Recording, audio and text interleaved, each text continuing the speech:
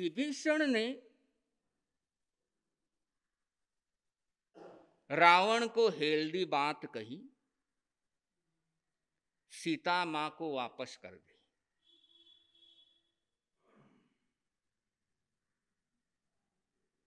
सारी समस्या परेशानियां दूर हो जाएगी। हेल्दी बात थी, लेकिन रावण को टेस्ट ही नहीं लगी। किसी की हितकारी बात, किसी की प्रिय बात, किसी की अच्छी बात अगर उसको स्वीकार नहीं करते हैं तो अच्छे दिन जिंदगी से गायब हो जाते हैं। बात तो हेल्दी है, सीता को वापस कर दे, तेरा बचाव हो जाएगा, तू बच जाएगा। अब हेल्दी बात थी, लेकिन रावण को टेस्ट ही नहीं लगी। और जरूरी नहीं है कि हमारी हितकारी बात किसी को अच्छी लगे। ये जरूरी नहीं है कि भले ही हम अगले के भले के लिए बोल रहे हैं, अगले के अच्छे के लिए बोल रहे हैं, लेकिन अगले को अच्छी बात अच्छी लगे, ये जरूरी नहीं है।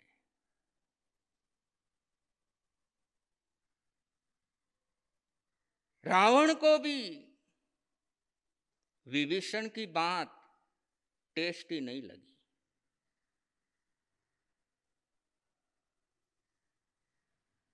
क्योंकि रावण का मन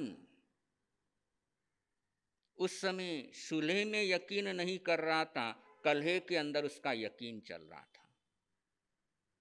उसकी सोच में मोच आ गई थी।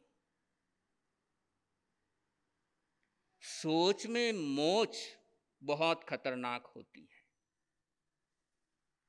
पैर में मोच आती है तो पांव टेढ़ा पड़ता है। आई है कभी पांव में मोच? पैर सीधा पड़ता है। फिर पांव में मोच आती है तो पैर टेढ़ा पड़ता है, और सोच में मोच आती है तो सोच टेढ़ी हो जाती है।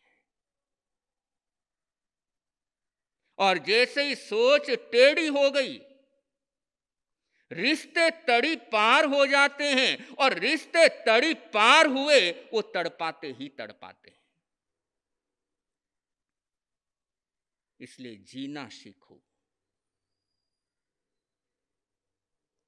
मौत सबको आती है, लेकिन जीना सबको नहीं आता है। यही कारण है एक छत के नीचे रहते हैं, लेकिन एक दूसरे से खुश नहीं रहते। परिवार के सारे सदस्य वेल एजुकेटेड हैं, दूसरे को अच्छी तरीके से समझा सकते हैं, बड़ी बड़ी मीटिंग दूसरों की ले सकते हैं, लेकिन अपने पिता के साथ किस लहजे में बात करनी है उसको नहीं आता है।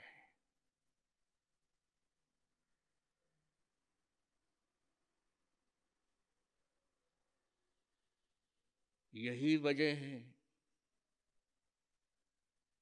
कि एक घर में रहते हुए भी एक दूसरे से खुश कम रहते हैं, नाराज ज्यादा रहते हैं।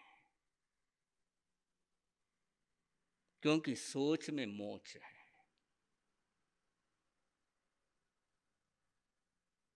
रावण के सोच के अंदर मोच, और सोच में मोच जब तक रहती है, बचपन चला जाता है, लेकिन बचपना नहीं जाता है।